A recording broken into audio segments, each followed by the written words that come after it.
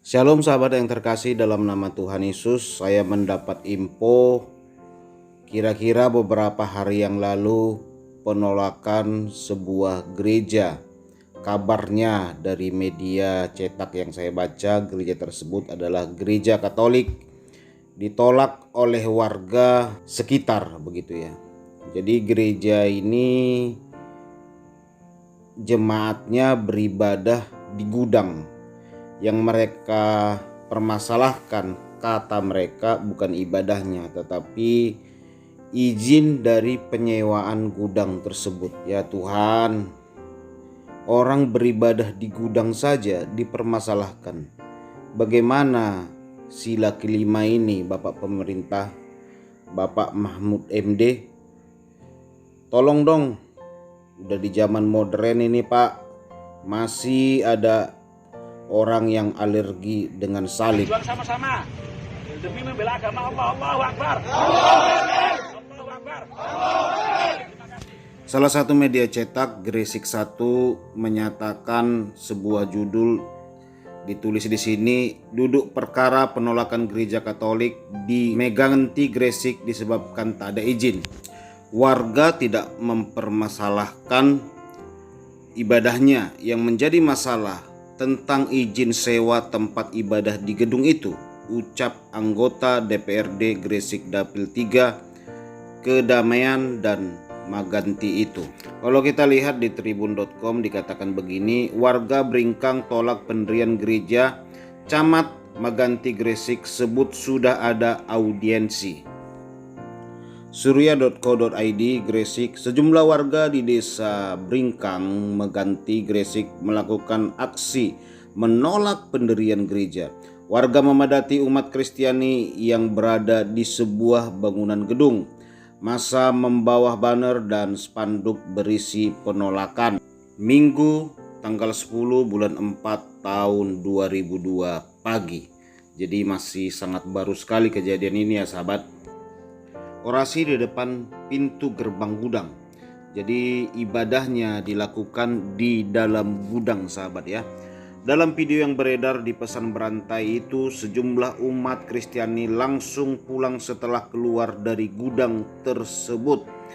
Rencananya gudang itu akan dijadikan gereja. Diduga penolakan karena ada kesepakatan dengan warga setempat yang diingkari. Saya nggak tahu kesepakatan apa yang mereka sepakati dengan umat Kristiani ya.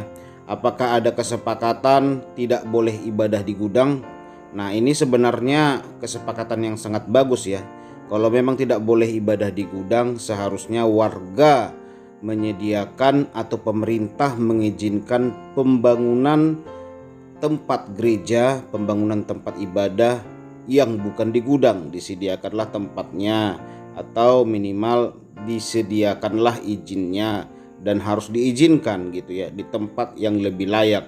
Apakah mungkin karena mereka beribadah di gudang jadi ditolak? Seluruh pihak duduk bersama, warga dan pihak gereja. PLT Camat Meganti Khairul mengatakan sudah ada audiensi antara pihak warga maupun pengurus gereja. Dikatakan ada kesepakatan antar kedua belah pihak terkait SKB 2 menteri secara tertulis, bahkan sudah dibubuhi tanda tangan. Nah, kalau berbicara SKB 2 menteri berarti gereja tersebut sudah dibangun atau dalam tahap pembangunan. Makanya diperlukan SKB 2 menteri dan IMB.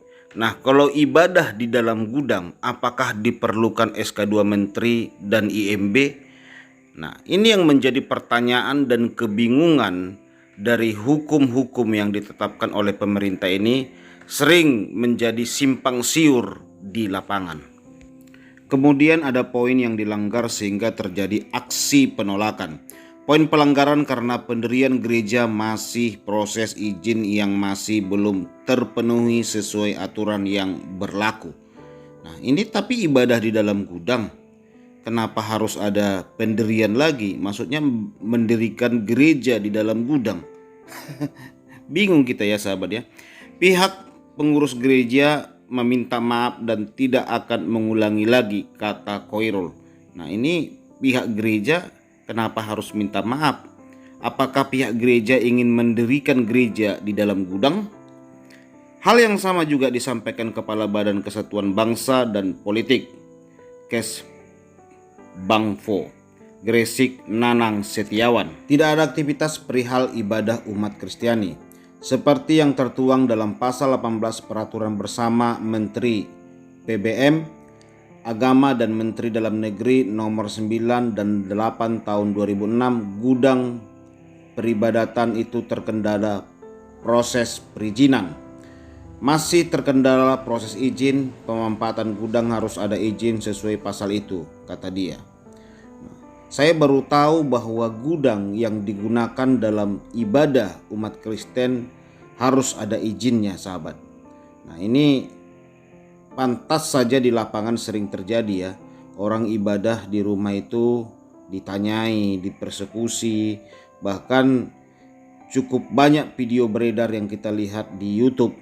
Ada orang ibadah online di rumah malah diusir gitu ya. Padahal mereka beribadah karena mentaati peraturan pemerintah waktu masa-masa PPKM itu, sahabat. Jadi beribadah dari rumah. Tetapi begitu pun kena usir, mereka tidak boleh ibadah di rumah. Nah, ini lagi ada permasalahan mereka beribadah di gudang, mengalami teguran dan penolakan dari warga.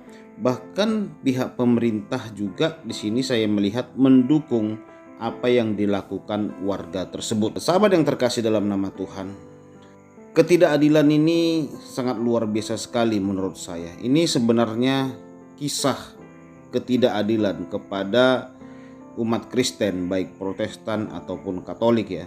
Karena mereka beribadah sangat dipersulit. Kadang-kadang banyak saudara kita umat Muslim berkata, di mana gereja ditolak? Di mana orang Kristen ibadah ditolak?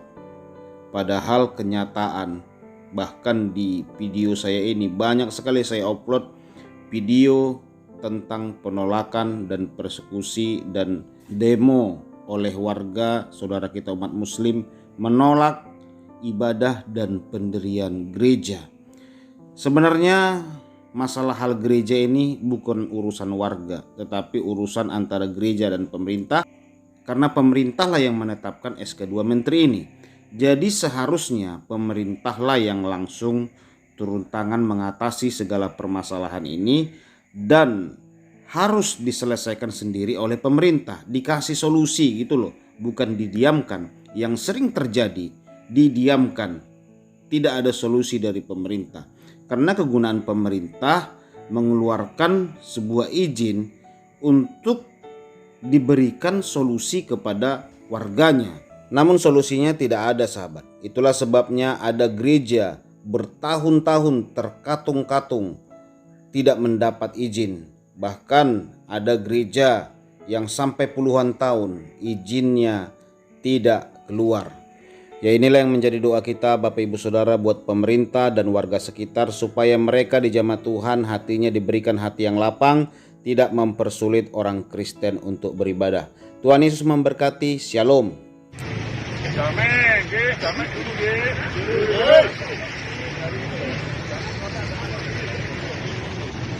kita orang Muslim. Hari ini sudah bulan puasa, sudah kita berjuang sama-sama demi membela agama Allah. Allahu Akbar. Allahu Akbar. Terima kasih. Jamek dulu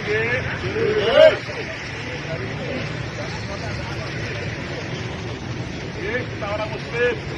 Hari ini sudah bulan puasa, sudah kita berjuang sama-sama demi membela agama Allah. Allahu Akbar. Allahu Akbar. Terima kasih.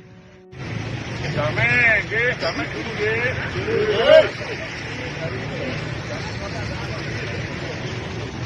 kita orang Muslim. Hari ini sudah bulan puasa, sudah kita berjuang sama-sama demi membela agama Allah. Allahu Akbar. Allahu Akbar. Terima kasih.